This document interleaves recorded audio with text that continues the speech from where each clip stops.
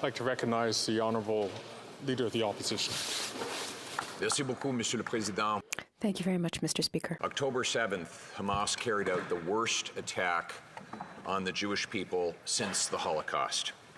They deliberately targeted innocent mothers, babies, grandparents, partygoers, peace activists, and countless others who had no connection whatsoever, even to military life. These were innocent civilians living their lives until they suddenly came to an end.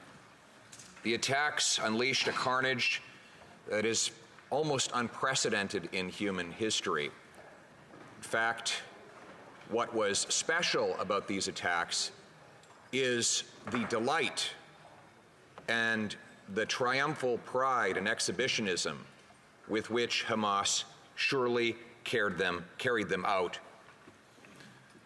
All of that reminds us that Hamas is not a militant organization. It is not a government. It is not an activist group.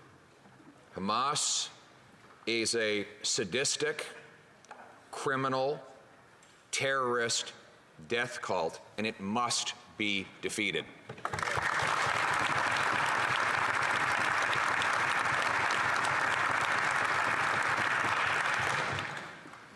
Indeed, Israel does have the right to defend itself in accordance with international law, and it has the right to respond, just as Canadians would respond if an attack of this type were carried out against our people or on our soil. There will be and there can be no negotiating with Hamas. Hamas can only be destroyed, just like President Obama destroyed and assassinated Osama bin Laden. There was no negotiating with bin Laden, and there can be no negotiating with Hamas. And this attack was also an attack on Canadians. If I could quote my deputy leader, in the carnage, 5 Canadians were murdered, and they're not just numbers. Alexander Luke from Montreal, Ben Mizrachiov of Vancouver, both murdered when Hamas opened fire on a music festival. Shir Gregory was also killed. Adi Vital Kaplun of Ottawa was murdered in her kibbutz, and Neda Epstein was murdered as he attempted to defend his girlfriend against a grenade. They are now in our memories forever, and may their memories be a blessing. Canadian citizens missing are believed to be held hostage among the 199 by Hamas who hold their people, their own people, under siege in their gruesome grip, serving as a proxy for the regime in Iran, imposing maximum terror on everyone in their path of destruction. Among the missing believed to be held, Vivian Silver, Judith Weinstein, Tiferet Lapidot, daughter of Canadian citizens. Their fate is unknown, and Canada can and must do more to achieve their liberation, and we pray for their fate and their safe return, end quote. Meanwhile, 1 million Gazans are reportedly displaced. Many more are suffering and have lost their lives. Let it be said that the suffering of the Palestinian people is a tragedy. Every innocent human life, Palestinian or Israeli, Jewish, Muslim, Christian, or otherwise, is of equal precious value. All of us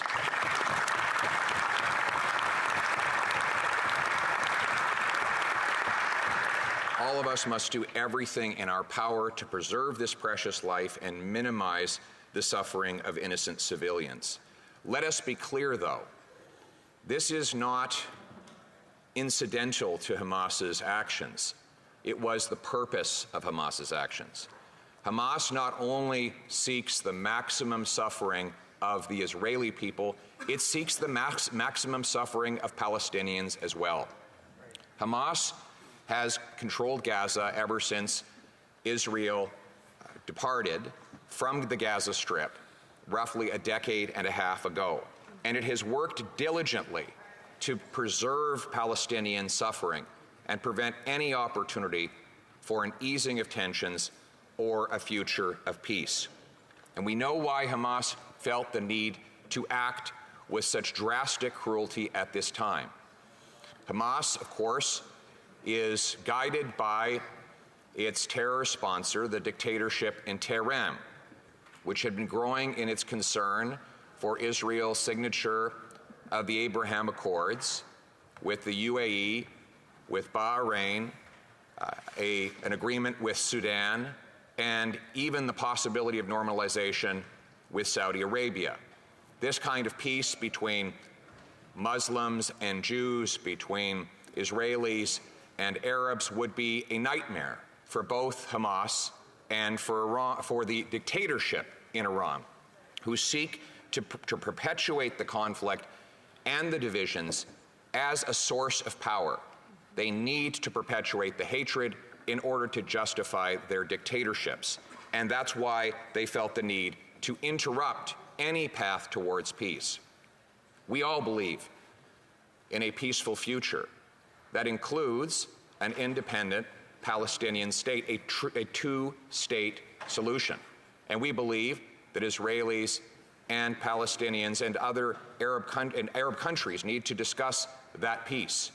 And we understand that stability and security for the Israeli people is necessary for that to happen. There are concrete actions that Canada can take towards these goals. And I will list some of them, though they are not exhaustive, and I expect that my members will be raising more of them later tonight in the Take Note debate. First, Canada must criminalize the IRGC, the terrorist arm of the Iranian government. There is no doubt that these attacks carried out on October 7th had a degree of sophistication and coordination to them that would not have been possible without aid from an outside government actor. And that actor, of course, was the dictatorship in Tehran.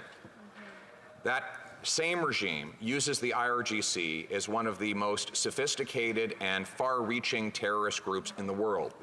It coordinates between Tehran, Hamas, and Hezbollah. It is unthinkable that the IRGC can operate legally in Canada. It can raise funds. It can prepare logistics. It can recruit new followers. Some of the people attached to the highest levels of the IRGC live in Canada today. Their very presence terrorizing peaceful Canadians of Iranian descent who desperately want to kick these terrorists out of our country. And they are right. The terrorists must be kicked out, and this organization must be a criminal entity in Canada.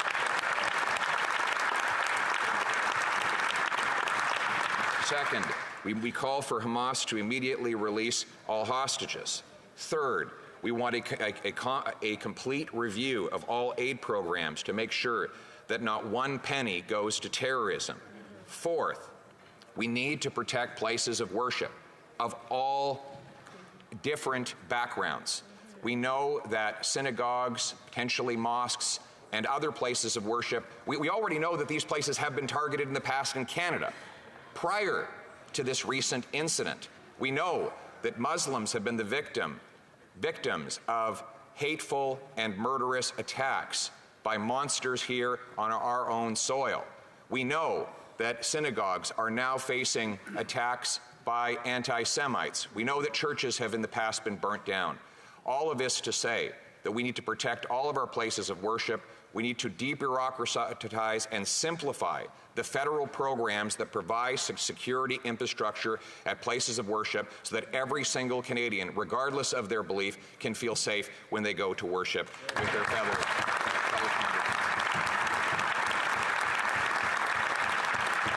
As I said at the outset, and as I say again, the lives of innocent Palestinians and Israelis are of equal value.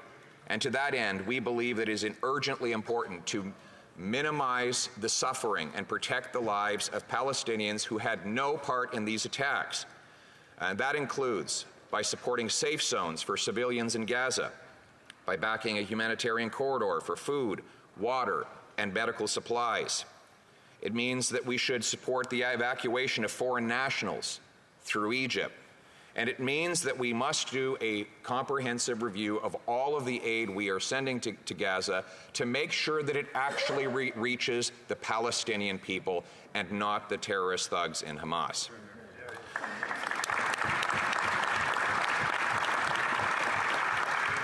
Mr. Speaker, years ago when a terrorist attack happened in the United States of America, one commentator said that, almost trying to absolve the attack, said that we needed to look at the root causes of terrorism. Well, the root cause of terrorism is the terrorist, which I said at the time to the great horror of my critics. Some of them said that the statement was too simplistic to be true. Others said that it was that the statement was so obvious that it needn't be said at all. But in reality, it is neither. It is both simple and true, and it is perfectly the summary of the liberal democratic worldview. Our view is that each individual is responsible for their own actions. The root cause of terrorism, therefore, is not Islam or Christianity or Judaism or any religion. It is the individuals who carry out the terrorism. And this is important because it means that when we see vile actions carried out by people purporting to act on behalf of a religion, we do not blame all of their supposed co-religionists. We do not blame Muslims for the actions of Hamas. We do not target our fellow Canadians because of something that has happened on the other side of the world. Here in Canada, we judge people on their own merits, their own deeds, and their own words.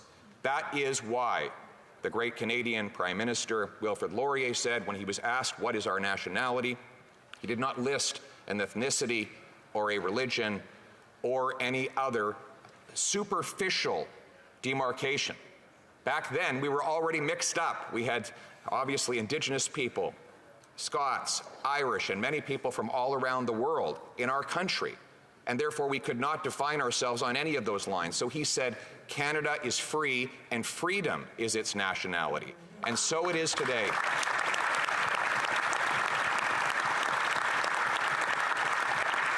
And so let us then set out to protect the freedom of all Canadians and to stand for the values of freedom all around the world. Let us support our Jewish and Muslim friends here in this country as they watch with horror and with sadness at what is happening to loved ones on the other side of the world. They too are Canadians. They are our people. We must stand with them now and always, because after all, we are Canadians. Thank you.